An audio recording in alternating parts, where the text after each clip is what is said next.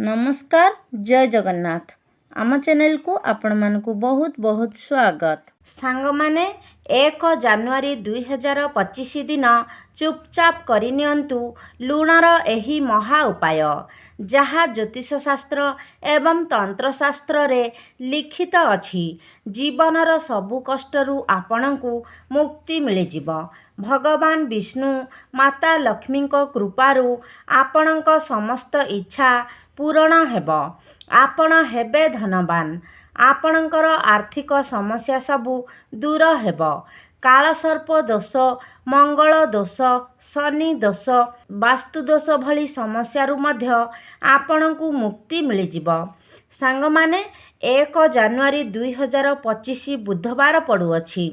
एही दिन मोट 62 प्रकारर शुभ संयोग बनुअछि, जेमितिकी महालक्ष्मी जोग, धन जोग, नक्षत्र जोग, अमृत सिद्धि जोग, बृहस्पति जोग भली शुभ जोग रहिअछि। एही दिन करा जाउथिबा पूजा साधना केबे भी विफल हेब नाही। सांग माने एही दिन पड़ुथिबा शुभ संयोग अनेक वर्ष परे पड़ुअछि। आपण जदि एही दिन ज्योतिष शास्त्र तंत्र शास्त्र अनुसारे एक मुठा लुणर उपायटिकु विधि विधानर सह पालन करिनेबे तेबे आपणकु धनवान हेबारू केही भी अटकाई पारिबे नाही। एही उपायटिकु सठिक मुहूर्तरे करिनेले आपणकर दुर्भाग्य सौभाग्यरे बदली जिवो। आपणकर कुंडलीर नवग्रह आपणकर साथ देव। भाग्य आपणकर हितरे जीव। आपण जेउ भी कार्य करिबे सेथिरे निश्चय भावरे आपण सफलता प्राप्त करिबे। एही उपाय गुड़िकु निज जीवन रे व्यवहार करिबा द्वारा आपणक जीवन रे केबे भी धनर अभाव हेब नाही। जदि आपणक घरे कौनसी व्यक्तिंकु बेमारी लागी रहुछि, घरे सर्वदा अशांतिर वातावरण सृष्टि हेउछि, प्रत्येक सदस्य मानक भितरे मनांतर मतांतर हेउछि, आपण ऋण करज भाररे बुड़ी रहिछंती, चाकिरी क्षेत्र रे आपणकु पदोन्नति मिलु नाही किंबा समस्त जागारे आपणकु समस्यार सम्मुखीन हेबाकु पड़ुछि, तेबे एही उपायकु पालन करिबा द्वारा आपण से समस्त कष्टरू रक्षा पाई परिबे। से समस्त समस्या आपणकर समाधान होई जिवो। आपण मानकु लागु थाई पारे जे लुण गोटिए साधारण जिनिस, मात्र सांग माने लुण भितरे एपरी चमत्कारी शक्ति रहिछि जाहाकु कि प्रत्येक व्यक्ति जानि नथांती। एवं जदि आपण एही चमत्कारी शक्ति विषय रे जानिछंती तेबे जीवन रे आपण केबे भी धनर अभावर सम्मुखीन हेबे नाही। आपण माने जानती जे आम स्वास्थ्य उपरे भी लुणर केते गुरुत्वपूर्ण भूमिका रही थाए। जदि आम खाद्य रे लुणर मात्रा अधिक होई जाए तेबे मध्य असुविधा होई थाए। एवं जदि आम खाद्य रे लुणर मात्रा कम होई थाए तेबे मध्य असुविधा होई थाए। एहार अर्थ हैला लुण आमको जीवन देई पारे एवं आमर जीवन नेई मध्य पारे। तेबे मु आजी आपणकु एही वीडियो रे लुणर किछि ज्योतिष उपाय कहिबाकु जाउछि, जाहाकु जदि आपण निज जीवन रे प्रयोग करंती तेबे आपणकु जीवन रे केबे भी कौनसी कष्टर सामना करिबाकु पड़िबो नाही। तेबे सांग माने आपण माने जानती जे लुण विभिन्न प्रकारर रही थाए, जेपरिकी प्रथमे हेउछि संदेश लवण, जाहाकु कि आमे पहाड़िया लुण भावरे जानि थाउ। आउ गोटिए हेउछि सामुद्रिक लुण, अन्यटी हेउछि कला लुण एवं गोटिए हेउछि साधारण लुण। मात्र ज्योतिष शास्त्र रे लुण को चंद्र एवं शुक्रंकर प्रतीक भावरे माना जाई थाए। अनेक लोक लुण को राहुंकर मध्य प्रतीक भावरे मानि थांती। अनेक लोक लुण को राहुंकर मध्य प्रतीक भावरे मानि थांती। सेथिपाई लुणर प्रयोग करी आपण समस्त दुष्ट ग्रह मानंकु शांत मध्य करि पारिबे। ज्योतिष शास्त्र अनुसारे लुण को चंद्र एवं शुक्रंकर प्रतीक भावरे माना जाई थाए।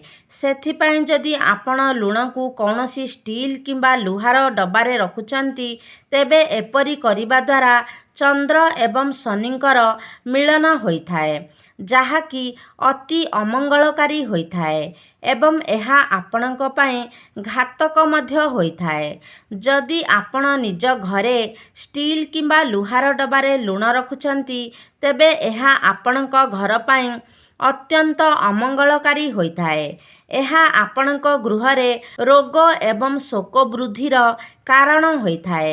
ଆପଣମାନେ ଲୁଣକୁ ପ୍ଲାଷ୍ଟିକ୍ ଡବାରେ ମଧ୍ୟ ରଖିବା ଉଚିତ ନୁହେଁ। ସବୁଠାରୁ ଭଲ ଜିନିଷ ହେଉଛି କାଚର ଡବା। ଆପଣମାନେ ଯଦି ଲୁଣକୁ କାଚର ଡବାରେ ରଖନ୍ତି, ତେବେ ଲୁଣର କୌଣସି ଖରାପ ପ୍ରଭାବ ଆପଣଙ୍କର ଗୃହ ଉପରେ ପଡ଼ିନଥାଏ।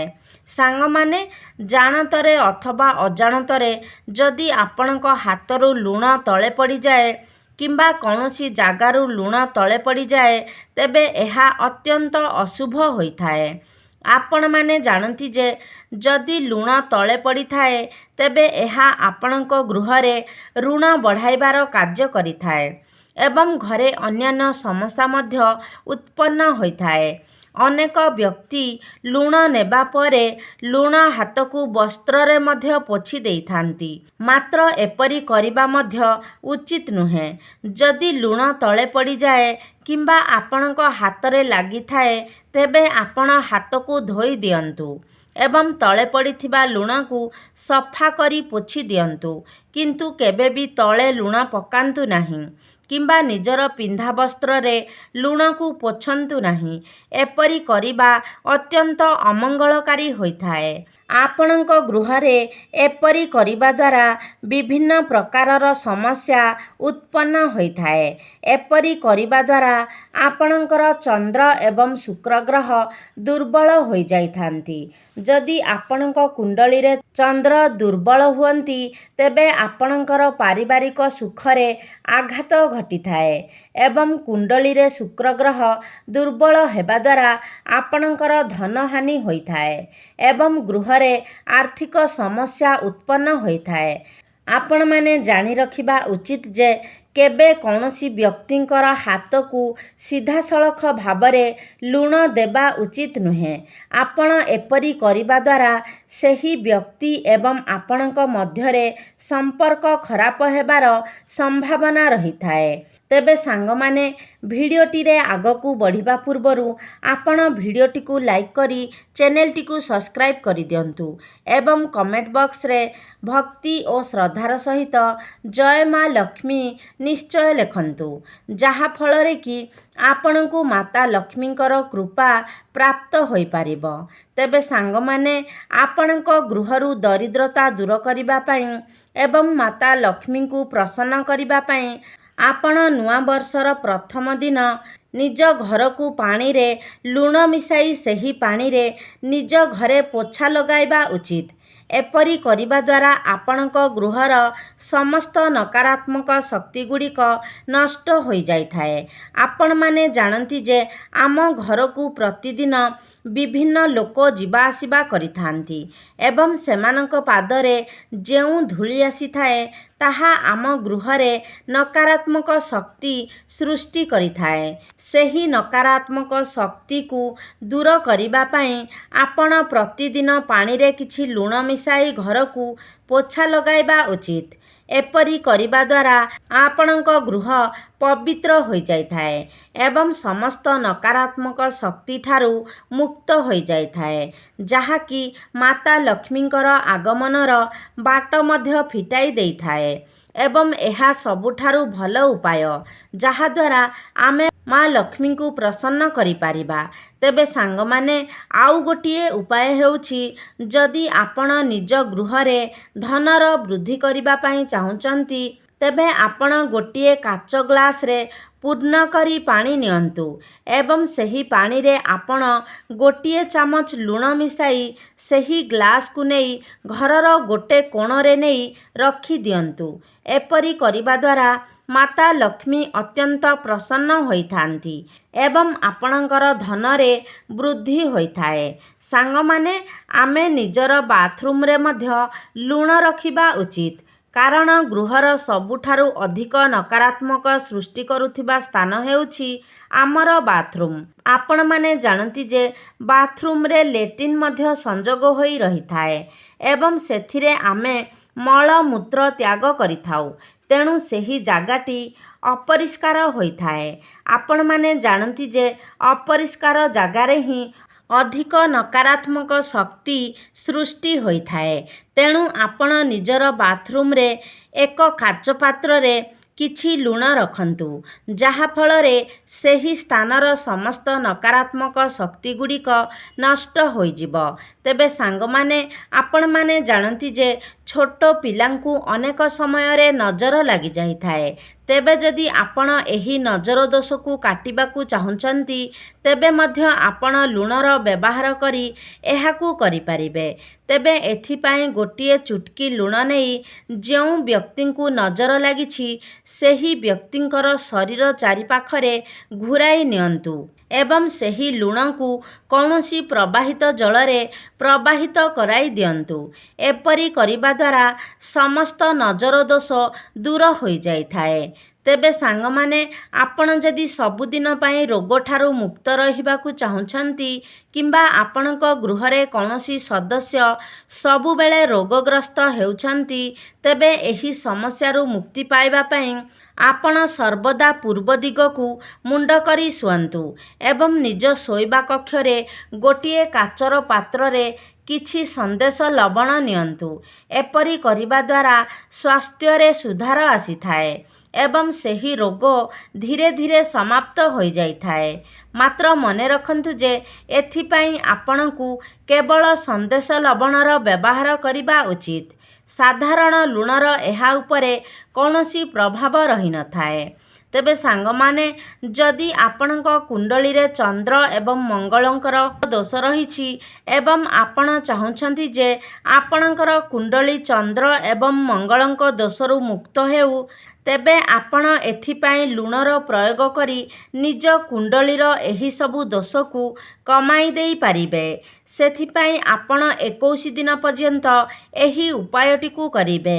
ଆପଣ କିଛି ଲୁଣ ନେଇ ନିଜ ଶରୀର ପାଖରେ 7 ଥର ବୁଲାଇ ନିଅନ୍ତୁ ଏବଂ ସେହି ଲୁଣକୁ ନେଇ ଆପଣ କୌଣସି ପ୍ରବାହିତ ଜଳରେ ପ୍ରବାହିତ କରିଦିଅନ୍ତୁ। ଏପରି ଆପଣଙ୍କୁ 21 ଦିନ ପର୍ଯ୍ୟନ୍ତ କରିବାକୁ ହେବ। ଏପରି କରିବା ଦ୍ୱାରା ଆପଣଙ୍କ କୁଣ୍ଡଳୀରୁ ଚନ୍ଦ୍ର ଏବଂ ମଙ୍ଗଳ ଦୋଷ ଦୂର ହୋଇଯାଇଥାଏ। ସାଙ୍ଗମାନେ, ଆପଣ ଯଦି ସବୁବେଳେ ମାନସିକ ଚିନ୍ତାରେ ରହୁଛନ୍ତି, ଆପଣଙ୍କୁ ସବୁବେଳେ ଅସ୍ତବ୍ୟସ୍ତ ଲାଗୁଛି ଏବଂ ଆପଣ କେବେ ବି ନିଜ ଭିତରେ ସ୍ଥିରତା ଅନୁଭବ କରିପାରୁନାହାନ୍ତି, ତେବେ ଏଥିପାଇଁ ଏହିସବୁ ସମସ୍ୟାର ସମାଧାନ ପାଇଁ ମଧ୍ୟ ଆପଣ ଲୁଣର ପ୍ରୟୋଗ କରିପାରିବେ। ଏଥିପାଇଁ ଆପଣ ଗୋଟିଏ ଚୁଟକି ଲୁଣ ନିଅନ୍ତୁ ଏବଂ ନିଜର ମୁଣ୍ଡ ଚାରିପଟେ 7 ଥର ବୁଲେଇ ଦିଅନ୍ତୁ। ତାପରେ ଆପଣ ଏହି ଲୁଣକୁ ନେଇ କୌଣସି ବୃକ୍ଷ ମୂଳରେ ପକାଇ ଦିଅନ୍ତୁ। ଏପରି କରିବା ଦ୍ୱାରା ଆପଣ ଧୀରେ ଧୀରେ ସମସ୍ତ ପ୍ରକାର ମାନସିକ ଚିନ୍ତାରୁ ଦୂରେଇ ଯାଇପାରିବେ। ଆପଣଙ୍କର ସବୁ ମାନସିକ ଚିନ୍ତା ଧୀରେ ଧୀରେ କମ୍ ହେବାକୁ ଲାଗିବ ଏବଂ ଏହାଦ୍ୱାରା ଆପଣଙ୍କର ମନ ମଧ୍ୟ ଶାନ୍ତ ରହିବ।